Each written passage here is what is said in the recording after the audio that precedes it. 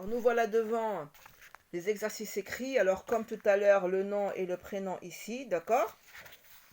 Consolidation, exercice écrit. Ça, c'est la consolidation des évaluations. Alors l'exercice 1, on doit toujours dire la consigne et la comprendre. J'écris l'alphabet en écriture cursive. Regardez, ici, j'ai bien mentionné cursive. Je ne veux plus qu'on m'écrive l'alphabet en minuscule, capital ou en majuscule. On m'écrit comme ça le A. Non, je veux l'alphabet en minuscule cursive. L'écriture que l'on travaille sur nos cahiers maintenant. A, B, C, D, E, F, G, H, I, J, K, L, M, N, O, P, Q, R, S, T, U, V, W, X, Y et Z. Regardez, je veux toutes les lettres de l'alphabet en écriture cursive. Alors ça, c'était l'exercice 1. Exercice 2. J'écris le, la ou les devant les noms. Le déterminant masculin singulier. La déterminant féminin singulier. Les, c'est le pluriel. Alors quand je dis les, je ne regarde pas est-ce que le nom est masculin ou est-ce qu'il est féminin, d'accord? Les s'écrit devant tous les noms, qu'ils soient masculins ou féminins. Quand le mot devient le pluriel, ça passe pour le masculin et le féminin. Regardez ce que j'ai mis là. Fais attention à la marque du pluriel. Et on sait très bien que la marque du pluriel, c'est le S à la fin des mots. C'est le S à la fin des mots. Donc, si moi je vois un S à la fin des mots, ça veut dire que le mot est au pluriel. D'accord? S'il n'y a pas de S, à ce moment-là, on va voir, est-ce qu'on va écrire le, est-ce que le nom est masculin, ou est-ce qu'on va écrire la, et est-ce que le nom est féminin. D'accord? Donc, on a le premier mot, poire. Poire. Alors, je remarque ici, il n'y a pas de S. Donc, ce mot n'est pas au pluriel. Alors, est-ce que je vais dire le poire ou la poire? Est-ce que je dis un poire ou une poire? Je dis une poire, c'est féminin. Donc, je vais écrire le déterminant féminin devant poire. Et je vais mettre la poire. La poire. On a ici limonade. Limonade. Alors, regardez dans le mot limonade. J'ai la marque du pluriel. Ça veut dire que j'ai beaucoup de limonade. Alors là, c'est très facile. Je prends le déterminant pluriel et je le mets tout simplement devant le nom. D'accord? On a ici stylo.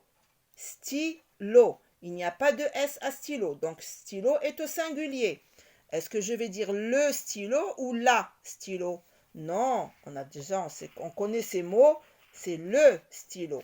Stylo est un nom masculin. On a ici nappe. Alors moi j'ai un S ici, la marque du pluriel. Donc je vais mettre le déterminant au pluriel et je ne cherche pas à savoir est-ce que ce nom est masculin ou est-ce qu'il est féminin. D'accord? On a ici chat. Le mot chat. On sait très bien que chat c'est un nom masculin. Donc on va écrire le chat. Le chat. On a ici voiture. Voiture.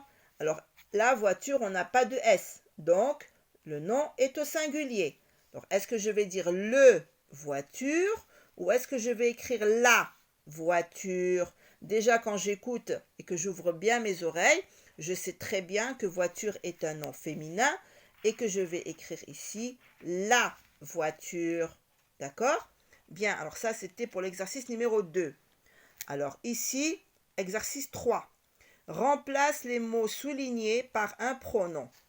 Il, masculin singulier. Il, masculin pluriel. Beaucoup de masculin. On a ici elle, au féminin. et elles au féminin pluriel, c'est-à-dire beaucoup de féminins, d'accord? Féminin singulier, un seul, ou une seule, pardon. On a il au pluriel, beaucoup de masculins, et il au singulier, un seul masculin. Les phrases sont très faciles. Le garçon joue. Le garçon joue. Alors ça veut dire un seul garçon. Hein, c'est pas les. Hein, quand je dis les, c'est le pluriel, ou des, c'est le pluriel, mais là, j'ai un seul garçon, joue. Alors, elle, c'est le féminin, et il, c'est le masculin. Donc, je vais mettre ici il, et j'écris le i en majuscule. Et voyez ce mot, je ne vais pas le réécrire, ça y est, je vais l'enlever parce que j'ai écrit il à sa place. Mais je vais écrire joue à côté. Il joue. Qui est-ce qui joue? C'est le garçon.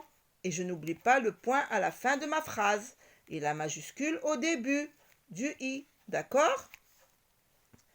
Alors, mamie lit le journal. Mamie lit le journal. On sait que mamie, c'est comme maman. Hein, c'est une femme, c'est une dame. Et il y en a une seule. Hein, il n'y a pas de S à mamie parce qu'il n'y a pas les mamies. Hein, il y a seulement mamie à moi. Alors, le féminin, c'est elle. Et je vais mettre elle au singulier et je n'oublie pas la majuscule. Et j'écris ce qui reste de ma phrase.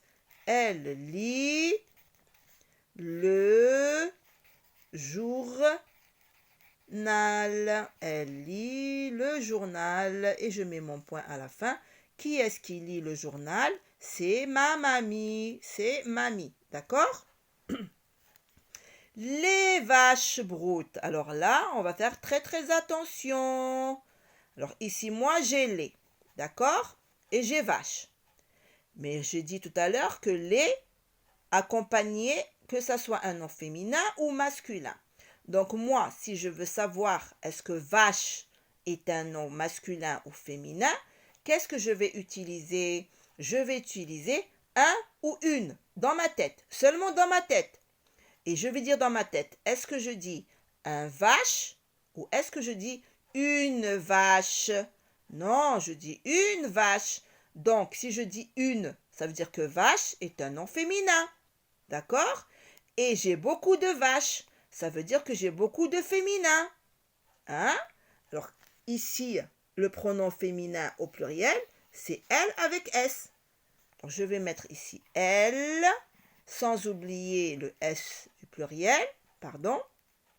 Et je termine, elle broute. Alors, brouter, c'est quand les vaches, tous les animaux d'ailleurs, mangent de l'herbe. Ça s'appelle brouter. Hein, d'accord? Alors, j'ai mis broute, elle broute. Alors là, regardez, nous avons le lapin et la tortue. Alors là, on en a deux.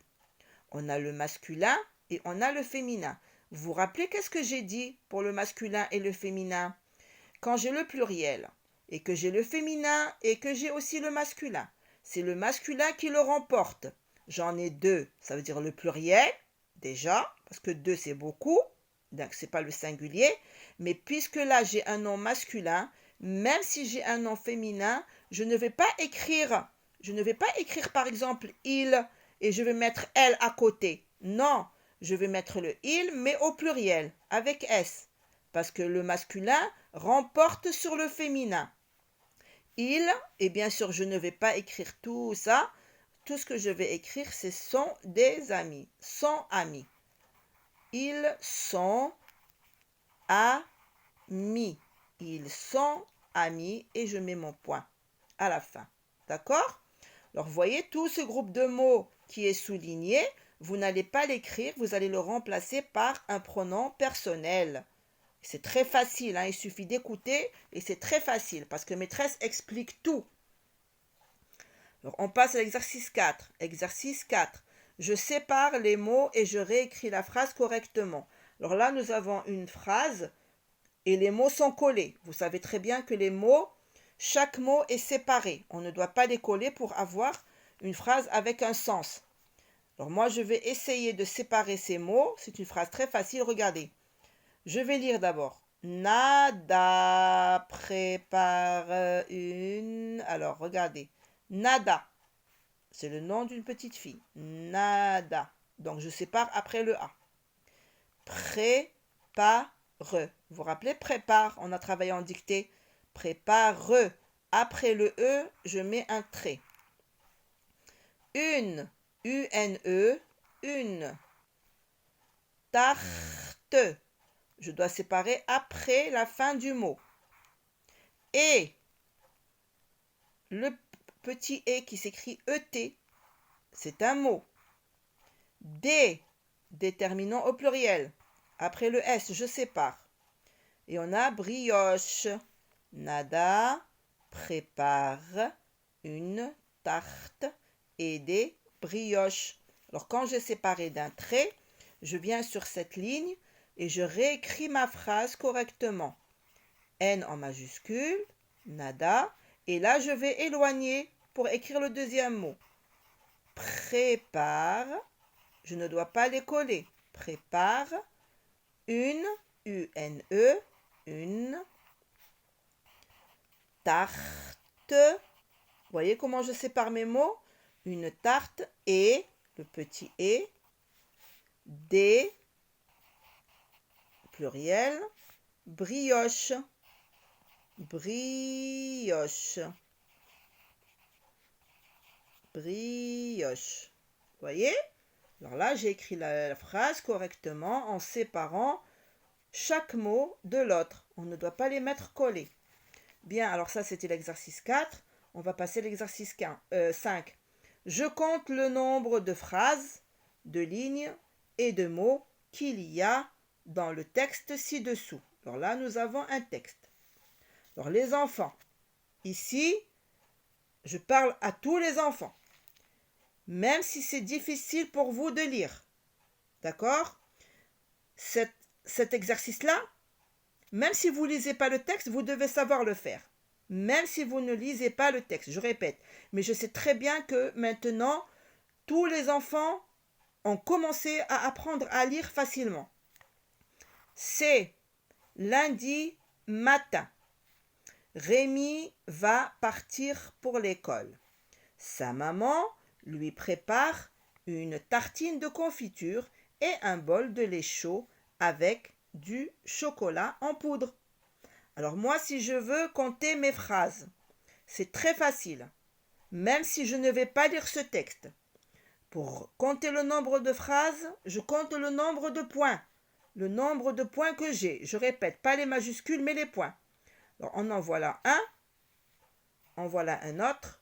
Je cherche les points que j'ai ici. Combien j'ai de points? Et j'en ai un autre ici. Voilà. Alors, j'ai combien de points? 1, 2, 3. 3 points. Alors, le nombre de points est égal au nombre de phrases. Le nombre de points est égal au nombre de phrases. Alors, il y a 3 phrases. Moi, j'ai commencé par les phrases. Il y a 3 phrases. Là, on nous dit, il y a combien de mots? Il y a combien de mots? Alors, on va compter les mots.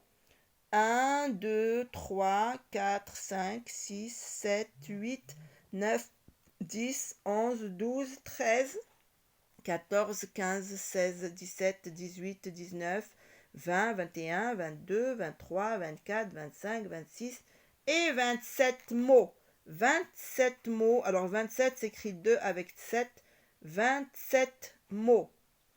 Et les lignes, il y a combien de lignes? Je répète, alors la ligne, c'est le trait sur lequel sont écrits mes mots. C'est les traits sur lesquels sont écrits mes mots. J'en ai combien? 1, 2. 1, 2. J'ai 2 lignes. J'ai 2 lignes. D'accord? Bien, alors ça c'était pour les exercices écrits. D'accord les enfants? Allez, on va passer au mathématiques.